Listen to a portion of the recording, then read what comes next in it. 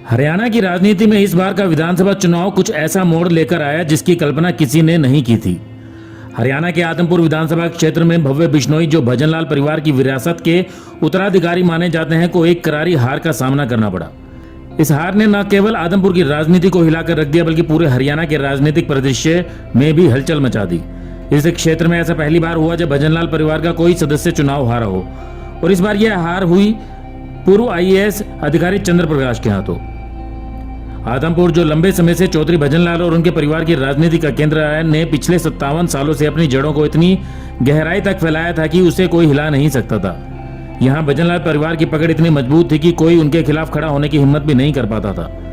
लेकिन इस चुनावी हार ने दिखा दिया कि सत्ता और लोकप्रियता का कोई भी गढ़ स्थायी नहीं होता, खासकर जब नेता खुद गलत फैसलों का शिकार हो जाए। यह कहानी शुरू होती है 2005 से। तब हरियाणा की राजनीति में बड़ा बदलाव हुआ था। उस समय कांग्रेस भारी बहुमत से सत्ता में आई थी, लेकिन चौधरी भजनलाल, जो पहले मुख्यमंत्री रह चुके थे और तत्कालीन कांग्रेस के प्रदेश अध्यक्ष थे, को सीएम पद से वंचित कर दिया गया। यह घटना कुलदीप बिश्नोई, जो भजनलाल के बेटे और उनके राजनीतिक उत्तराधिकारी थे, के लिए एक गहरा झटका था। कुलदीप ने इस अपमान को सहन नहीं किया और अपने पिता के साथ मिलकर कांग्रेस छोड़ने का फैसला किया। यह फैसला भजनलाल परिवार की राजनीतिक जड़ों को कमजोर करने का एक बड़ा फैसला साबित हुआ। बात करें कुलदीप बिश्नोई के राजनीतिक करियर और गलतियों की, तो सबसे पहले कुलदीप बिश्नोई ने 1998 के ऐतिहासिक उपचुनाव में पहली बार आदमपुर विधानसभा से चुनाव लड़ा और जीत हासिल की। इसके बाद जब उन्होंने पूर्व मुख्यमंत्री बंसीलाल के बेटे सुरेंद्र सिंह और तत्कालीन सीएम ओम प्रकाश चौटाला के पुत्र अजय चौटाला को एक साथ 2004 के लोकसभा चुनाव में हराया, तो सबको लगा कि कुलदीप बिश्नोई ही भजनलाल का असली राजनीतिक वारिस है। इसके बाद 2005 में हरियाणा कांग्रेस ने विधानसभा चुनावों में ऐतिहासिक प्रदर्शन करते हुए 67 सीटों पर जीत हासिल कर ली। लेकिन इसके बाद कुछ ऐसा प्रत्याशित हुआ जिसका किसी ने भी नहीं सोचा था। पूर्व मुख्यमंत्री भजनलाल के चेहरे पर चुनाव लड़ने वाली कांग्रेस ने भजनलाल की जगह भूपेंद्र सिंह हुड्डा को मुख्यमंत्री घोषित कर दिया। बस इसी के बाद से भजनलाल परिवार की जड़ें राजनीतिक तौर से हरियाणा में कमजोर होना शुरू हो गई। भूपेंद्र सिंह हुड्डा के सीएम बनने के बाद हरियाणा कांग्रेस में भजन परिवार को नजरअंदाज करते हुए साइडलाइन कर दिया गया। भजनलाल ने इस बारे में सोनिया गांधी को अवगत करवाने की सोची, लेकिन कांग्रेस प्रदेश अध्यक्ष होने के बावजूद कांग्रेस हाईकमान ने उन्हें मिलने का समय ही नहीं दिया। इस बेइज्जती को भी वो सहन नहीं कर पाए और 2006 में उन्होंने पार्टी के प्रदेश अध्यक्ष पद से इस्तीफा दे दिया। कहा यह जाता है कि ये निर्णय उन्होंने कुलदीप बिश्नोई के कहने पर ही लिया। तब राज्य सरकार में भजनलाल के बड़े बेटे चंद्रमोहन डिप्टी सीएम थे। जनता की सहानुभूति के बीच 2 दिसंबर 2007 को कुलदीप बिश्नोई और भजनलाल ने राज्य में हरियाणा जनहित कांग्रेस भजनलाल यानी कि हजका बीएल पार्टी की स्थापना की। भजन परिवार द्वारा कांग्रेस छोड़कर बनाई गई इस पार्टी का लॉन्च ऐतिहासिक था, जिसे रोहतक में आयोजित एक बड़ी रैली में मनाया गया।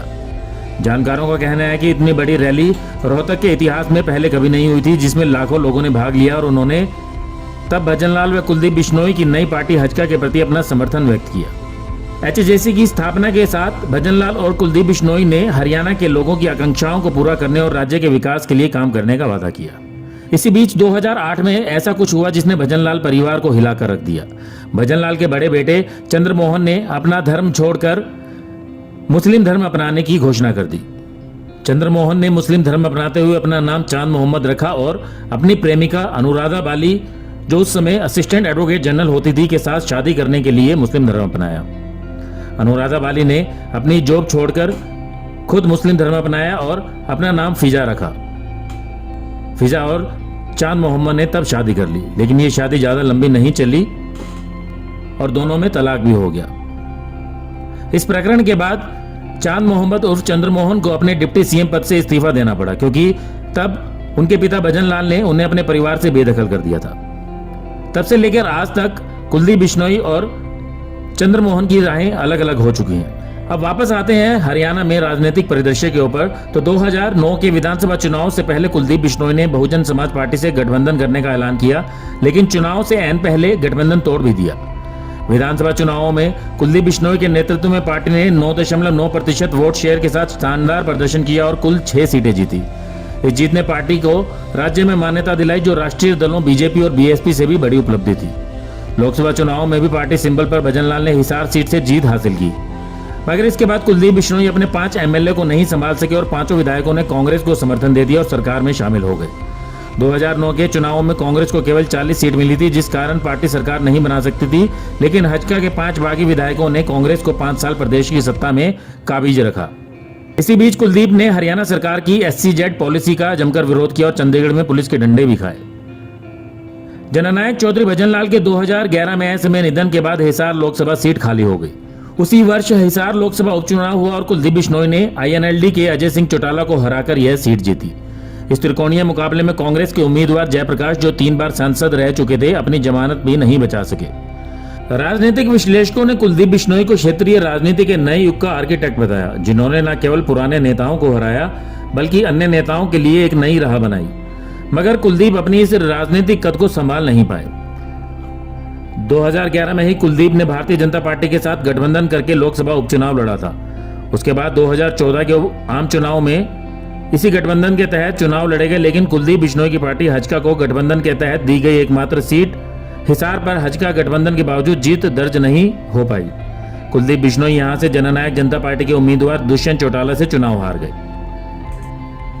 इन चुनावों में भाजपा ने हरियाणा की बाकी 9 सीटों पर जीत हासिल की और हजका को विधानसभा चुनावों में गठबंधन के लायक नहीं समझा और गठबंधन तोड़ दिया। 2014 के चुनाव में कांग्रेस छोड़कर आए कुलदीप शर्मा की पार्टी हरियाणा जन चेतना पार्टी के साथ गठबंधन करके हरियाणा जनहित कांग्रेस ने चुनाव लड़ा। कुलदीप केवल आदमपुर और हांसी की सीट जीत पाए। आदमपुर से कुलदीप खुद और हांसी से उनकी पत्नी रेणुका बिश्नोई चुनाव जीती। 2016 में कुलदीप ने फिर एक बड़ा निर्णय लिया और उन्होंने अपनी पार्टी का विलय कांग्रेस में कर दिया। ये विलय कांग्रेस के तत्कालीन अध्यक्ष सोनिया गांधी और उपाध्यक्ष राहुल गांधी की मौजूदगी में हुआ। 2019 के लोकसभा चुनाव में कुलदीप ने हिसार सीट से अपने बेटे भव्य बिश्नोई के राजनीतिक करियर की शुरुआत की, लेकिन ये शुरुआत हार के साथ हुई। भाजपा के ब्रिजेंद्र सिंह ने भव्य बिश्नोई को हरा दिया। कुलदीप बिश्नोई ने 2019 के विधानसभा चुनाव में आदमपुर सीट से जीत हासिल की, मगर कुलदीप बिश्नोई कांग्रेस में वो इज्जत नहीं बना पाए जो भजनलाल के जीवित रहते थी। हरियाणा कांग्रेस अब पूरी तरह हुड्डा कांग्रेस में बदल चुकी थी। 2022 में कुलदीप ने फिर एक बड़ा राजनीतिक फैसला लिया और भारतीय जनता पार्टी में जाने की घोषणा कर दी। आदमपुर विधायक पद से इस्तीफा देकर बेटे भव्य बिश्नोई को अब भाजपा की टिकट दिलवाई और उपचुनाव में जीत हासिल की, मगर 2024 के लोकसभा चुनाव में वो हिसार लोकसभा सीट से पार्टी की टिकट हासिल नहीं कर पाए। अपने राजनीतिक करियर के दौरान बार बार के इन राजनीतिक बदलावों के इन फैसलों ने मुख्यमंत्री पद के दावेदार माने जाने वाले कुलदीप बिश्नोई की राजनीतिक जमीन को खिसकाना शुरू कर दिया। कुलदीप को लगता था कि भजनलाल का नाम ही चुनाव जीतने के लिए काफी है, लेकिन जनता की जरूरतों और मांगों को अनदेखी करना, स्थानीय नेताओं और कार्यकर्ताओं से दूरी बनाए रखना, मीडिया से दूरी बनाए रखना और अपने प्रतिद्वंदियों को हल्के में लेना उन्हें भारी पड़ा। उनके अति आत्मविश्वास और गलत निर्णयों ने जनता का विश्वास उनसे छीन लिया। कुलदीप बिश्नोई के रिश्ते में भाई और मीडिया सलाहकार देवीलाल की असमय मृत्यु के बाद उनकी कमजोर मीडिया टीम और मीडिया से उनकी दूरी उनके लिए घातक साबित हुई। 2024 के इस विधानसभा चुनाव में पूर्व IAS अधिकारी चंद्र प्रकाश ने भव्य बिश्नोई को सीधे चुनौती दी। कांग्रेस प्रत्याशी चंद्र प्रकाश की सादगी और जनता से जुड़े रहने की शैली ने उन्हें आदमपुर की जनता के दिलों में जगह दी। उन्होंने न केवल अपने प्रशासनिक अनुभव का इस्तेमाल किया, बल्कि जनता से संवाद स्थापित करके उन्हें विश्वास दिलाया कि वह आदमपुर की समस्याओं का वास्तविक समाधान कर सकते हैं। साथ ही भजनलाल के सबसे करीबी रहे स्वर्गीय रामजी लाल के भतीजे होने का लाभ भी उन्हें इस चुनाव में मिला।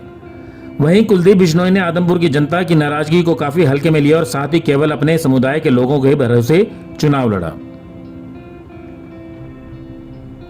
कहा यह जाता है कि जितना समय भजनलाल परिवार आदमपुर हल्का से चुनाव जीता, उतने समय में अगर सही ढंग से विकास किया जाता तो आदमपुर आज पूरे हरियाणा में नंबर 1 पोजीशन पर होता। लेकिन अगर आदमपुर जाकर देखें तो वहां की हालात ऐसे हैं कि जैसे किसी भी नेता ने वहां ध्यान नहीं दिया हो। अब भव्य बिश्नोई की हार के बाद सबसे बड़ा दृश्य तब सामने आया जब उनके पिता कुलदीप बिश्नोई अपने समर्थकों के सामने भावुक होकर रो पड़े। वह समझ नहीं पा रहे थे कि इतने सालों की विरासत को कैसे एक चुनाव ने हिलाकर रख दिया। उनके लिए यह हार व्यक्तिगत थी और राजनीतिक तौर पर उनकी सबसे बड़ी पराजय। उन्होंने भले ही बहुत कोशिश की हो, लेकिन वो आदमपुर की जनता का विश्वास खो चुके हैं। कुलदीप बिश्नोई की गलतियों और लगातार असफल राजनीतिक निर्णयों ने भजनलाल परिवार की राजनीति को कमजोर कर दिया। जिस भजनलाल परिवार की राजनीति की जड़ें आदमपुर में 57 सालों तक इतनी गहरी थी, वे जड़ें एक एक कर टूटने लगी। जनता को लगा कि अब वह समय आ गया है कि आदमपुर को नई दिशा और नेतृत्व की जरूरत है, और इस बार उन्होंने चंद्र प्रकाश के रूप में एक नए नेता को मौका दिया। इस चुनाव परिणाम ने यह साबित कर दिया कि केवल परिवारवाद या पुरानी राजनीतिक विरासत के दम पर चुनाव जीतना संभव नहीं है। जनता अब जागरूक हो चुकी है और वह अपने नेताओं से काम और उत्तरदायित्व की मांग करती है। आदमपुर की जनता ने भजनलाल परिवार को हमेशा सराहा था, लेकिन अब उसे नए नेतृत्व की आवश्यकता महसूस हुई जो उनके मुद्दों को समझ सके और वास्तविक रूप से उनका समाधान कर सके।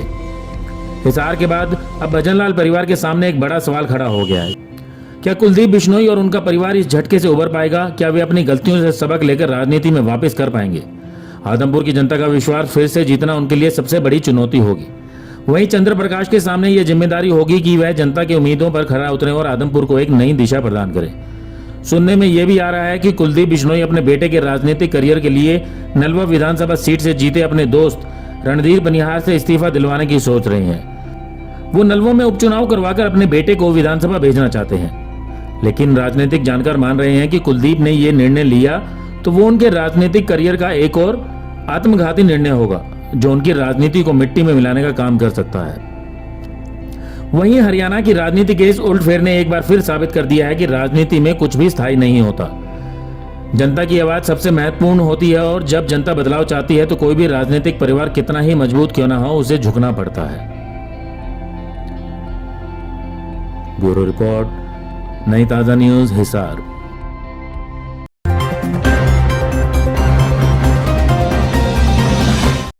लेटेस्ट वीडियोस के लिए सब्सक्राइब करें हमारा चैनल नई ताजा न्यूज और दबाएं बेल आइकॉन ताकि आप मिस ना करें कोई भी अपडेट।